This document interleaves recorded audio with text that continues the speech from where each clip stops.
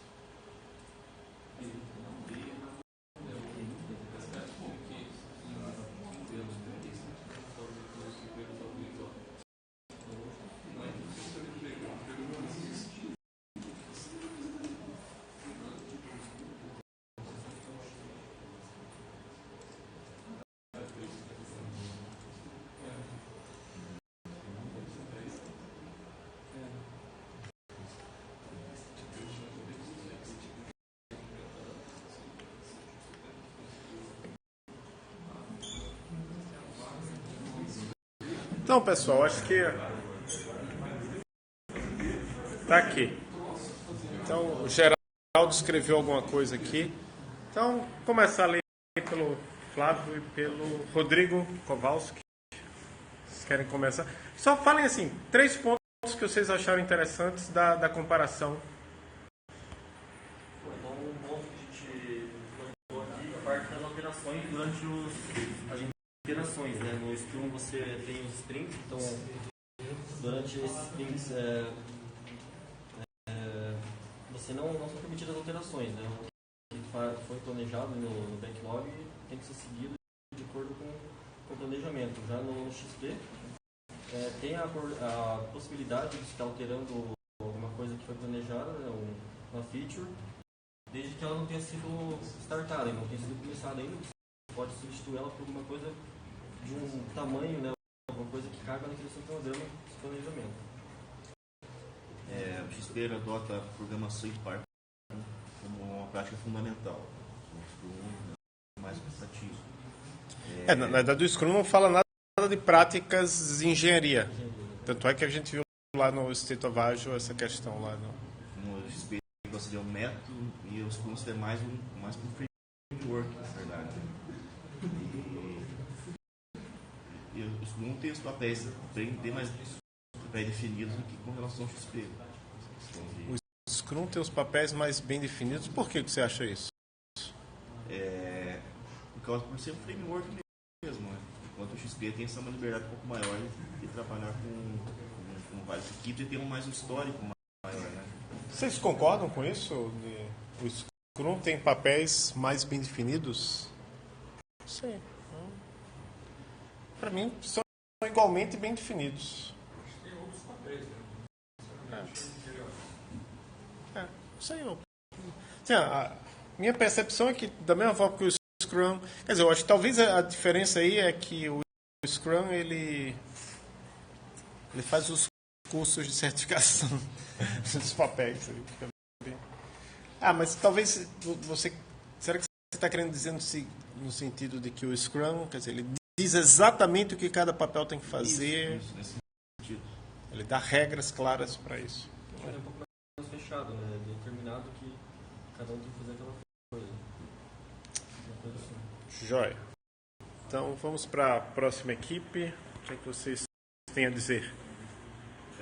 3 pontos que a gente acha relevante, tanto de igualdade como de diferença. Enfim, vou pegar essas Não, a ideia é de 3 pontos. Eu vi que vocês... Vou mostrar aqui para o Geraldo, que você fez uma listinha ali, né? Em modo texto. O Geraldo e não sei se o Marcelo está assistindo também, mas... E... 3 pontos. Que não sejam os deles. Então, um ponto que eu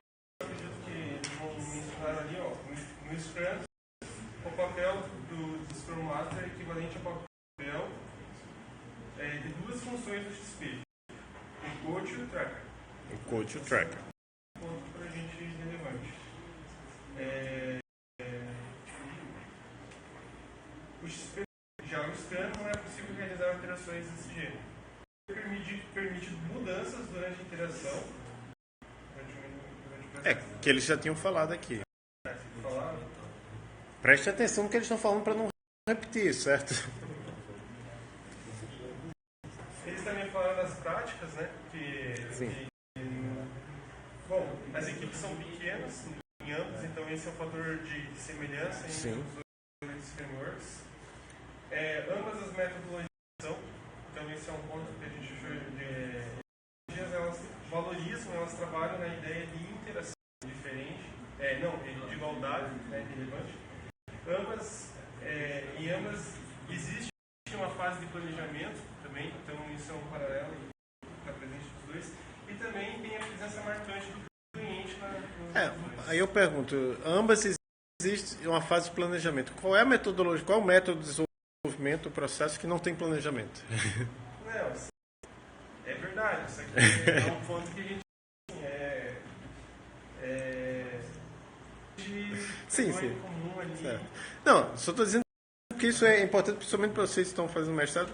Você encontrou uma coisa, mas não significa nada. Uma associação que não significa nada. Isso é o tipo de caso. Mas será que não haveria uma possibilidade de desenvolver uma filosofia de desenvolvimento onde não houvesse planejamento? Sim. Não estou dizendo isso, mas o fato é que... Quer dizer, talvez você possa dizer, então, apesar de ser método ágil, para as pessoas acharem que método ágil tem um mínimo de planejamento ou tem zero de planejamento, tanto XP quanto Scrum deixam isso muito claro. É importante planejar tanto a sprint ou a iteração quanto o dia, no caso do Daily Scrum. Ok, vamos agora para a equipe do Arthur. Esse negócio de planejamento eu acho que é interessante. Um artigo que o cara faz uma avaliação de 1.400 projetos. Naquele artigo que a gente escolheu lá passada, eu peguei projetos para ver se realmente o ágil tem sucesso ou não. Uma das conclusões que ele chega lá baseado nos dados é que no projeto ágil você tem mais planejamento do que no projeto tradicional, só que ele é diluído ao longo do Faz sentido. Então, que a gente...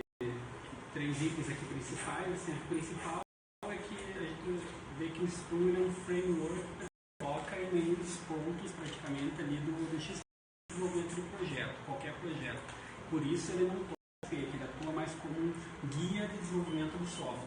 Então essa é a principal diferença. E aí no Scrum o cliente ele participa só em um evento, que é a reunião lá de retrospectiva, né, onde vão ser apresentadas as funcionalidades e priorizado o backlog. Já no XP não, todo momento o cliente está participando. E uma coisa bem importante que eu acho que o Scrum tem é a definição de pronto, né? Que uma das primeiras coisas tem que ter a definição de pronto para você dizer, esse item está pronto quando atender todos esses requisitos. E no XP você não tem isso aí, então você não tem um ponto definido onde você pode dizer para o cliente que essa tarefa está concluída. Isso é interessante, porque realmente é uma coisa que o Scrum deixa bem claro. Precisa definir o pronto, precisa deixar claro. Todo mundo na equipe tem que saber o que é pronto. O XP não fala muito sobre isso, não. Enquanto essas duas metodologias elas são interativas, né, se baseiam em ciclos, o que a gente notou que é justamente essa definição de pronto do XP não há mais histórias de usuário. Porque no Scrum você define isso, você tem backlog e você esgota o item de backlog. No XP, pelo que a gente percebeu, é o esgotamento das histórias do usuário que define que... O que mais que vocês encontraram diferente do que o desenvolvimento foi concluído? O que eles falaram? Dá para falar que no Scrum tem a figura do Product Owner, né? E no XP tem o cliente. Então no Scrum quem define as funcionalidades e prioriza ela, fala que é mais importante, médio e mais relevante é o Product Owner. E no XP quem manda em tudo é o cliente. Ele que Qual é o mais abstrato? Por exemplo, o Product Owner pode ser um cliente? Sim. Pode. Pode ser um outro cara da própria empresa que não do cliente? Sim. Mas já o cliente, quando você pensa em cliente, fica meio difícil você pensar, o cliente é um cara da própria empresa. Então, acho que o cliente permite que seja outra pessoa da própria empresa. Interessante no caso do Scrum que ele é mais abstrato. Ele permite que seja uma empresa. Mais alguma coisa? Daí também, depois de priorizar as funcionalidades, definir e priorizar, daí quem vai escolher a ordem que elas vão ser feitas no XP é o cliente. Já no Scrum é a própria equipe de desenvolvimento. Eles que vão escolher o tipo de cada sprint ali. E é isso aí. Eu acho que talvez o XP ele pense mais na ideia de chega o cliente, ele quer que eu faça isso e eu vou entregando aos poucos, mas eu vou escolhendo o que é que eu quero entregar aos poucos. No Scrum não, o cliente, ou no caso o Product Owner, ele vai dizendo, não, primeiro você me entrega isso, depois você me entrega aquilo. Então tem mais participação do Product Owner. Ok, vou parar a transmissão aqui.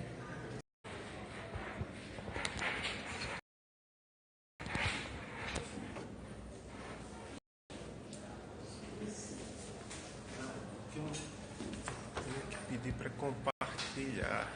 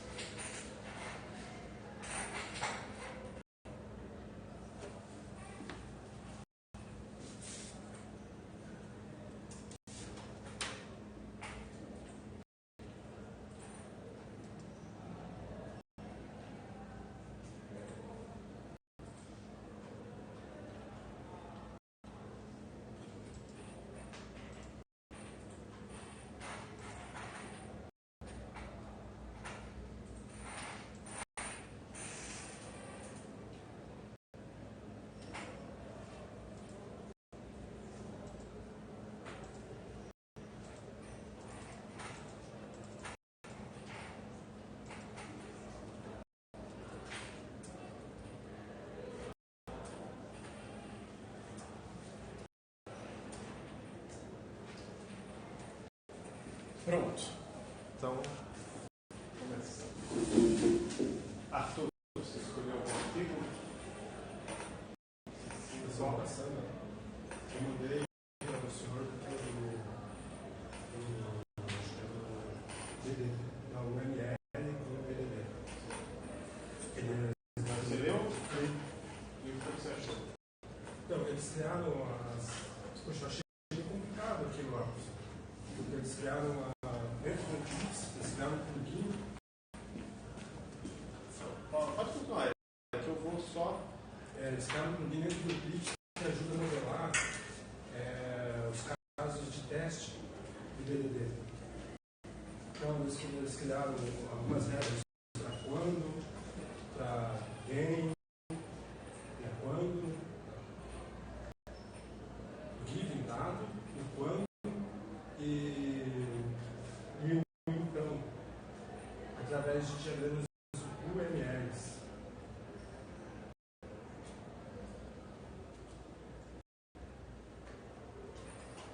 Só ver se eu consigo.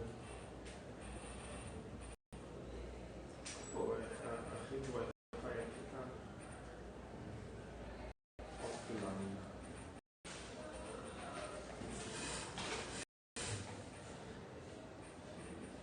Estão usando aí o.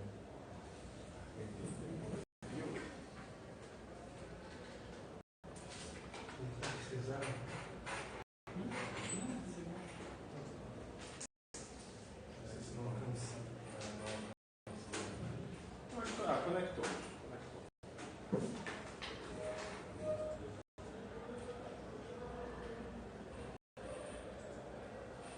Vou dar uma olhada no comércio.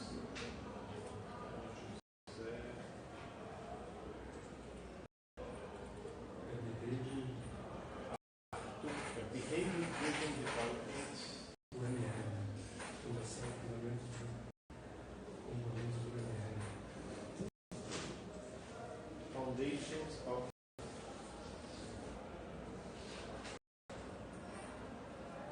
Foundational Development of Foundational ML Company. Yono Lazar, Simona Motonia, Basil. E publicado no Electronic Notes in Theoretical Computer Science.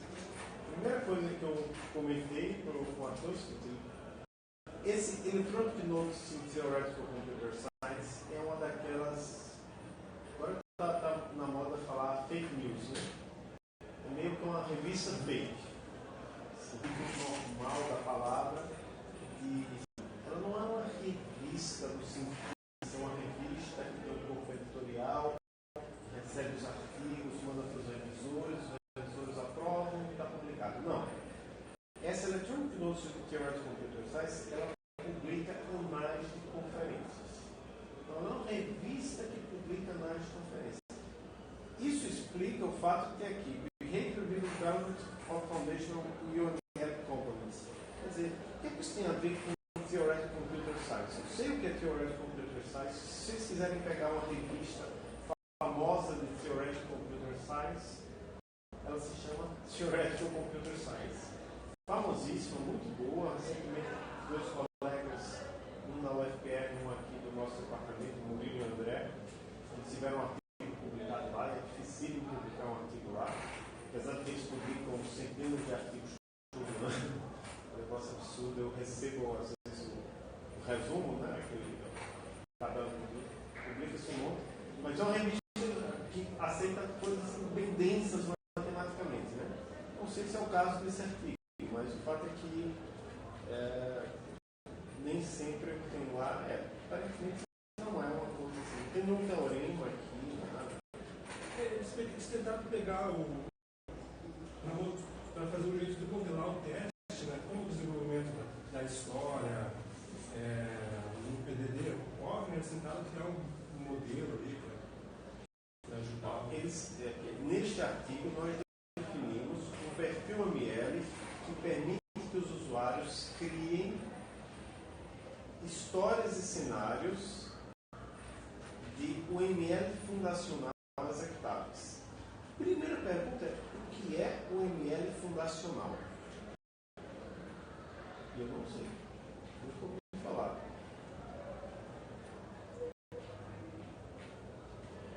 Uma coisa é o UML, outra coisa é Foundational UML. Foundational UML defines a base virtual machine for the UML and specific abstractions. Então, eles definem uma máquina virtual base para o UML e as abstrações específicas suportadas a partir dali, permitindo que modelos compliant sejam transformados em várias formas executáveis. Aí eles dão como link o 23. E o autor desse link 23 é o OMG, 2008. Então, isso é alguma coisa que foi criado pelo pessoal do OMG, que é o pessoal, se não me engano, que cuida do OML. Então, pelo menos não é uma coisa que os autores inventaram. Né? Quem precisa de BDD para fazer esses componentes? Eles criaram uma ferramenta de UML para fazer os modelos FUML.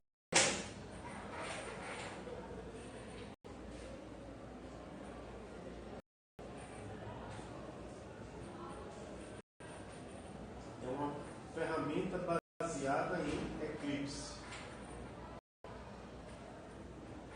Essa ferramenta dá para os desenvolvedores uma sintaxe concreta para definir cenários executáveis e automaticamente atualiza o status do projeto baseado em comportamentos verificados internos.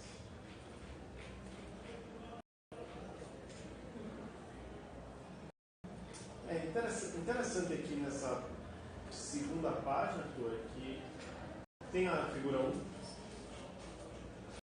A figura 1 é um diagrama em UML descrevendo BDD. Então, eles usam o UML para descrever o BDD.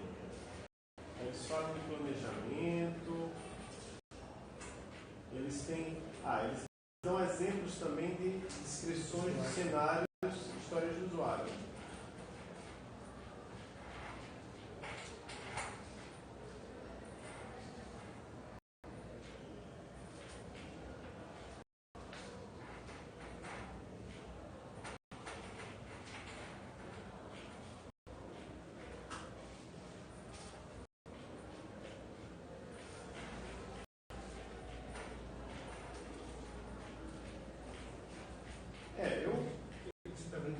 Só para testar no C, no C++, através do Git, tá? Só que não cheguei a mudar nada, assim. Esse trabalho me parece assim, bem preliminar, bem com o ML, não com o BDD. Direcionado a pessoas que trabalham especialmente. O BDD parece ser complementar aqui no principal.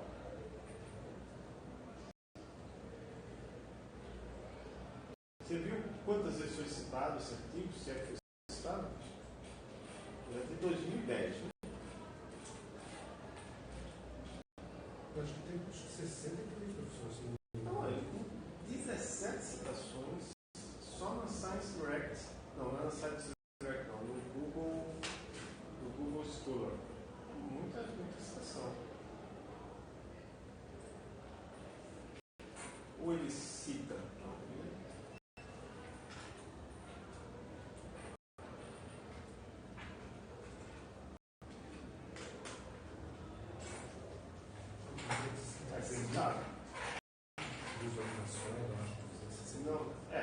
As visualizações não é tão relevante. O mais interessante é as citações.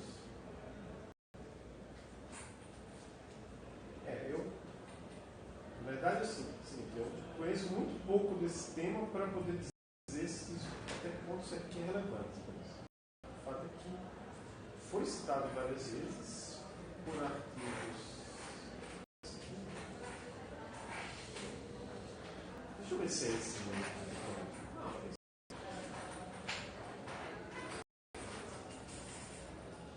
Mas uma coisa que eu estou notando interessante é que as citações geralmente não são em bons lugares.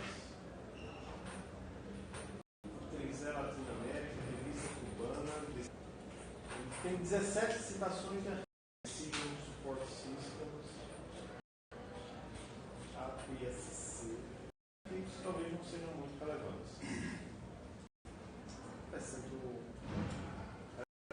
importante para vocês saberem. Parece que o Periscope está travado, será?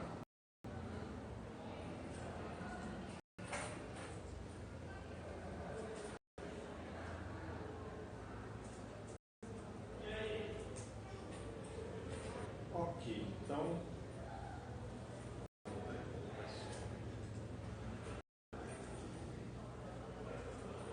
Cadê o. Quem mais? O Marcelo está dizendo que está ok. Mandou artigo. Geraldo não está aqui, João Augusto não está aqui, João. Não, confundi você com o José, né? Então o outro eu acho que é José Agostinho, eu confundo. Deixa eu ver o do João Augusto. Using random test selection to gain confidence in modified software. Autores Wang Chun Li e Mary Jane Carroll, College of Computing, Georgia Institute of Technology, também conhecido como Georgia Tech. Os Estados Unidos tem o MIT, né, que é muito famoso, mas tem outros institutos famosos. Outro que é muitíssimo famoso é o Caltech, tecnologia. Então o MIT é muitíssimo famoso. California Institute of Technology, que aparece na frente do MIT.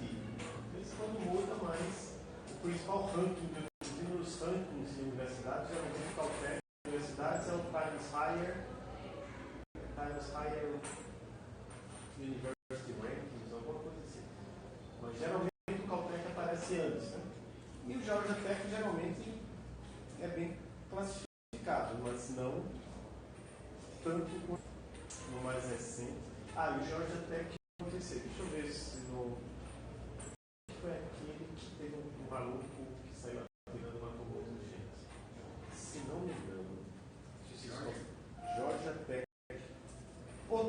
foi no Virginia Tech.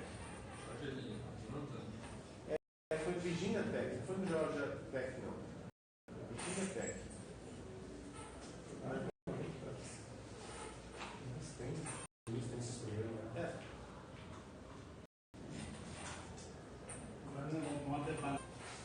Como? Vamos mesmo. Como?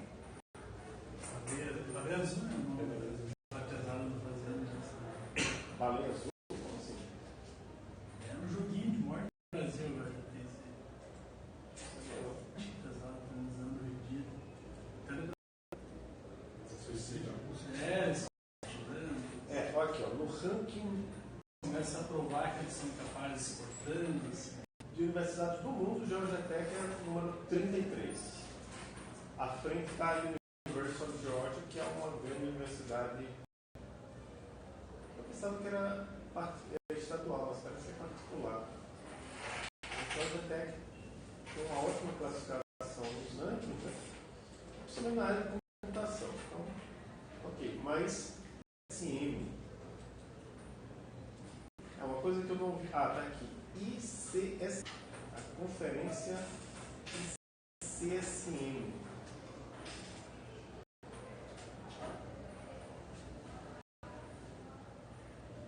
É uma conferência de manutenção.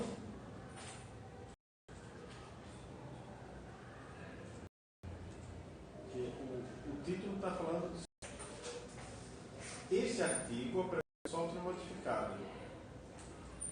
Apresenta um método que endereça duas questões práticas relativas ao uso de seleção de testes aleatórios para testes de regressão. O número de amostras aleatórias necessárias para a suíte de testes fornecer resultados confiáveis e os níveis de confidência das previsões feitas pelas amostras aleatórias. Quer dizer,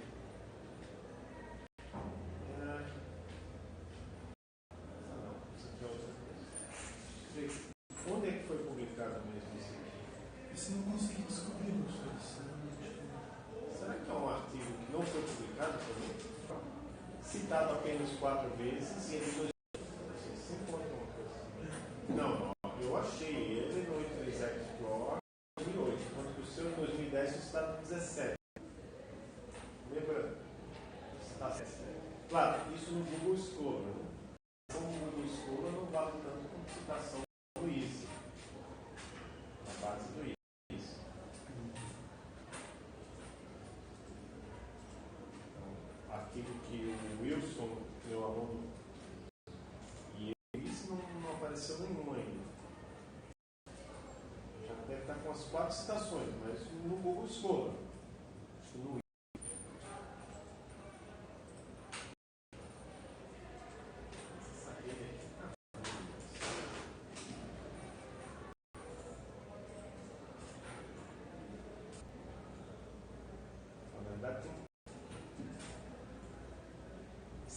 citações do artigo do Wilson Smith no Google Scholar. Você tem Export, tem tudo mais. Using random test selection confidence Explore documents.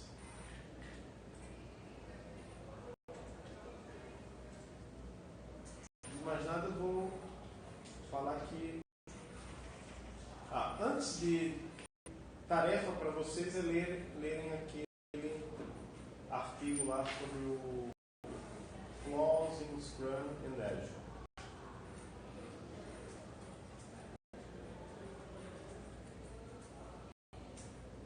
Você vai deixar em PDF no Moodle? Na verdade é um post no blog, então não tem PDF, é um textozinho. Já está lá. É do Panda? É. Tem um panda dançando ali na caindo da água. Tentando aqui, mas não consigo. Enquanto isso, deixa eu ver o do Jonathan. O Jonathan, foi aquela questão. O Jonathan ele escolheu um artigo que foi publicado numa tal de que, se não me engano, a White International Conference on System Science. É uma conferência que aceita de tudo. O ITSE, né? E você aceita coisas no gerente só. Então, a diferença eu tenho falado muito para vocês do revolucionar o mundo. Então, dizer, ó, desculpa, mas você está lá publicar uma coisa de Theoretical Computer Science, mesmo que seja uma coisa maravilhosa, mas não tem nada a ver com a nossa conferência. Essa conferência aqui, se não me engano, ela é uma conferência genérica.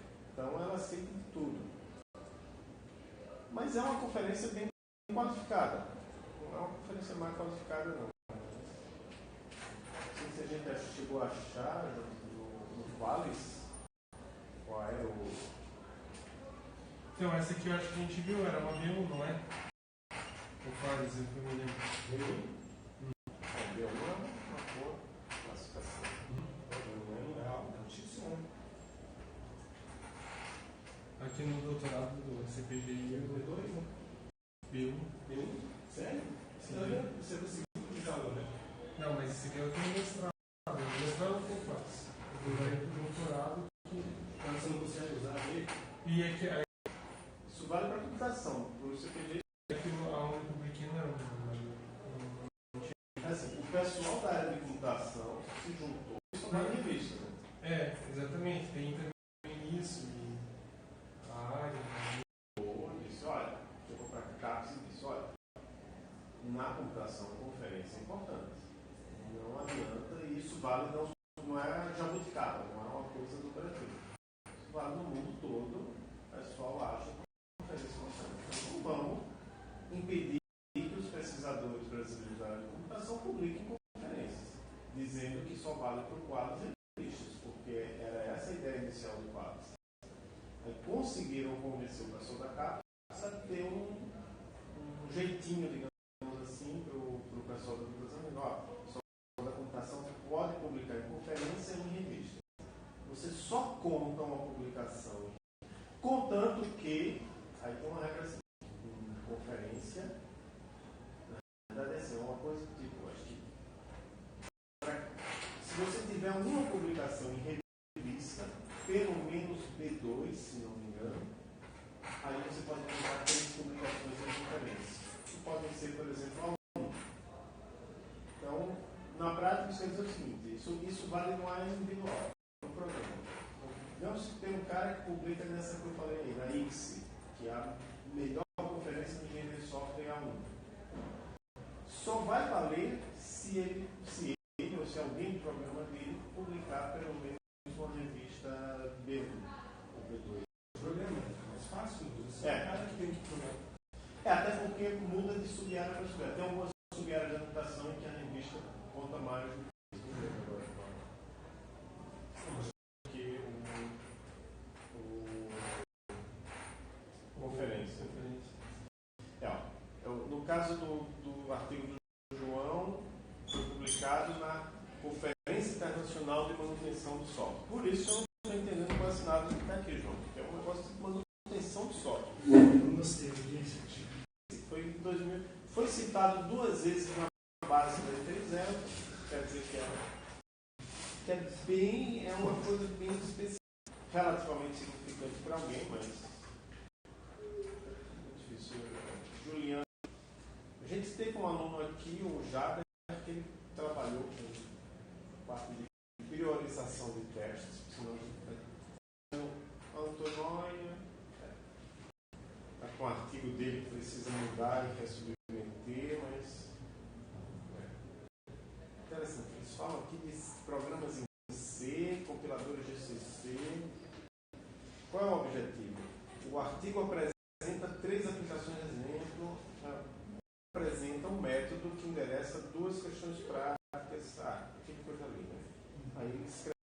Na verdade, ele mostra o método, né? O paper apresenta o método. Ele apresenta um método, fala dos benefícios do método. Utiliza uma fórmula de Chernoff, que é de estatística, para ver se os textos aleatórios estão sendo relevantes ou não.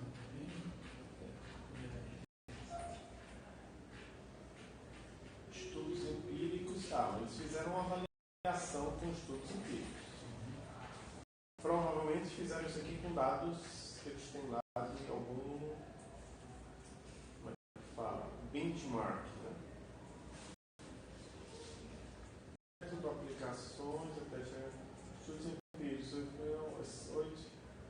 Ok.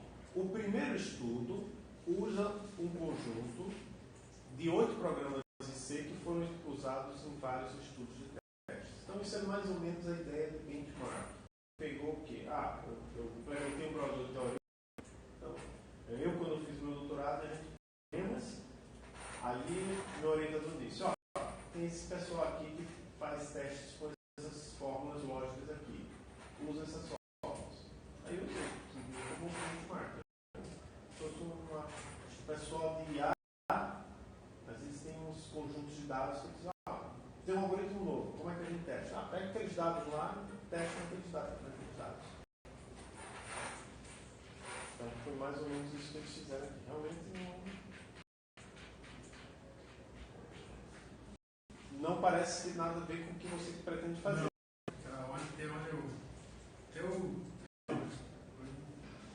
Só lendo o resumo da.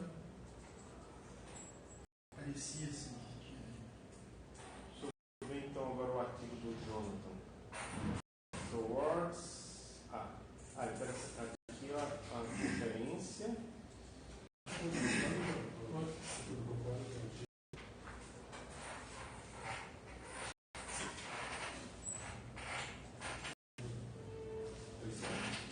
Sim. É uma conferência muito, mas eu não vou lá, eu não vou defender o pessoal. Só você aceita. Mas quem Mas vai, alguém vai. Alguém vai. Não é o cara mais raso da equipe ali, quem vai é É o cara que tem o dinheiro o chefe da equipe. para pagar. É o gerente do projeto. É o Sebastião. Funciona assim, cada projeto que ele tem um gerente, né? Ele que vai. Que lá no aí lá coloca dinheiro para uma pessoa ir. Sim, mas ela não quer. Estou fazendo um mestrado com eles. E quem paga a minha bolsa não é caro, sendo pequeno. Aí tem que tudo que for publicar É deles. vai no nome do gerente, vai do gerente da Copel, que é o gerente do P&D, e do Loctec. E aí o meu orientador é meu. Daí também, né, se já viu falar, essa parte é ruim. Se tiver espaço para mais nomes ali, tem que colocar. Se tudo bem, para você trabalhar na Loctec.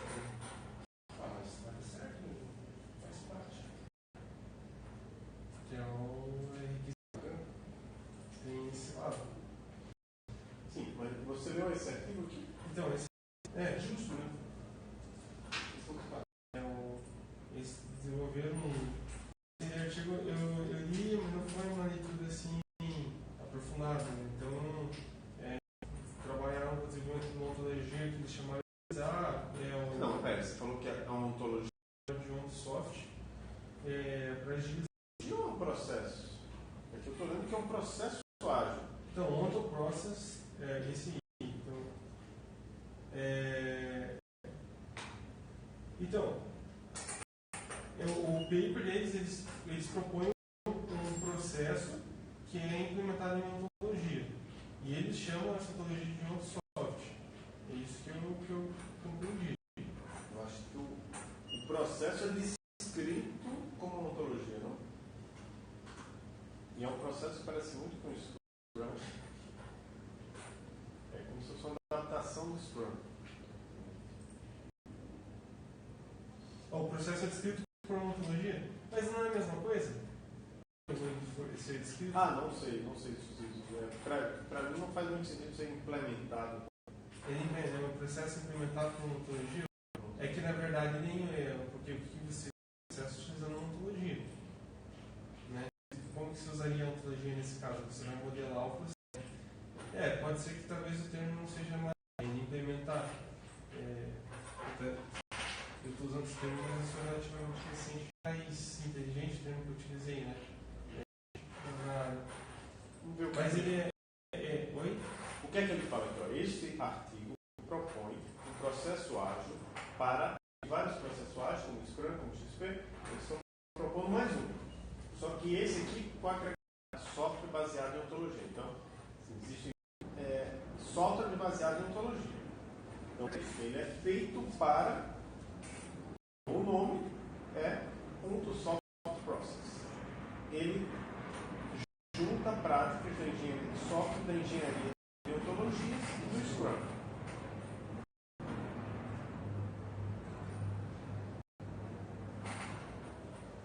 O objetivo é guiar o desenvolvimento de software baseado em ontologia, definindo cenários de aplicação e atividades para desenvolver o software e ontologia.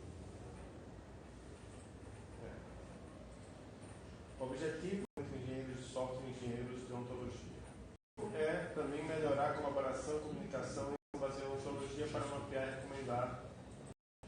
Ele foi aplicado para desenvolver uma aplicação. Resultados preliminares sugerem que o processo... Aí ele fala ali, na página 5, é efetivo em associar tarefas. Cenários, porque ali em cima ele falou anteriormente que eles queriam desenvolver conceitos para diferentes situações, né? Então ele descreve desenvolver algo que fosse aplicado nos 3 cenários possíveis, onde eles aplicaram.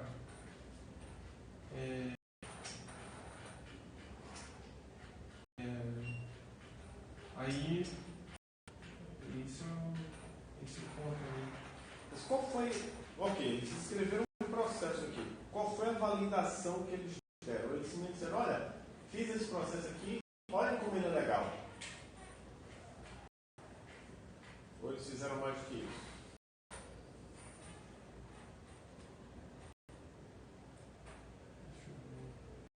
Então, aqui na... Deixa eu encontrar só o seguinte. Eu estou com a resposta aqui na minha frente. Né?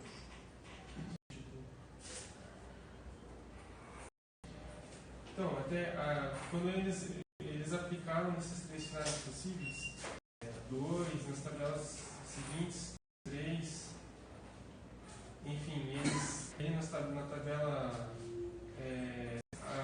A seção 3 é só descrevendo como é o processo deles. O tal do onto, não sei o que. Onto softs.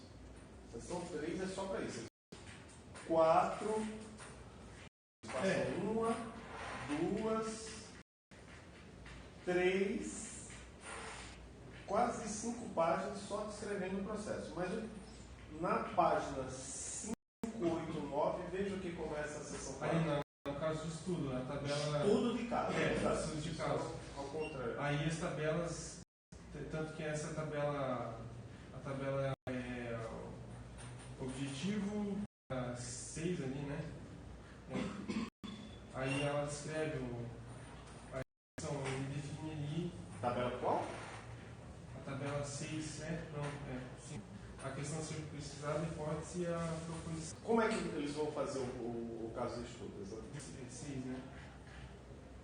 O protocolo de caso de estudo. Sim, a tabela o estudo de caso. Aqui ali eu acho que eu entendi assim, eles definiram um objetivo. Avaliar as atividades do processo. Então, o que eles querem atingir. E a hipótese e a proposição, eles estão definindo. A pergunta ser pesquisada como se deu, por exemplo, a tabela segue, conforme o texto segue, e eles verificam e o que eu entendi, a gente tem lá a proposição, o nível de aceite ali está entre 25 a 50, 75 a 100%. E ele fala assim, exemplo de questões respondidas pelos desenvolvedores. Eu acredito que... Quantos desenvolvedores tinham? Isso é muito interessante. Essa informação então... 3. Então, quando você vê aí Por que só tem 33, 66% e 100%? 33 é quando os três responderam.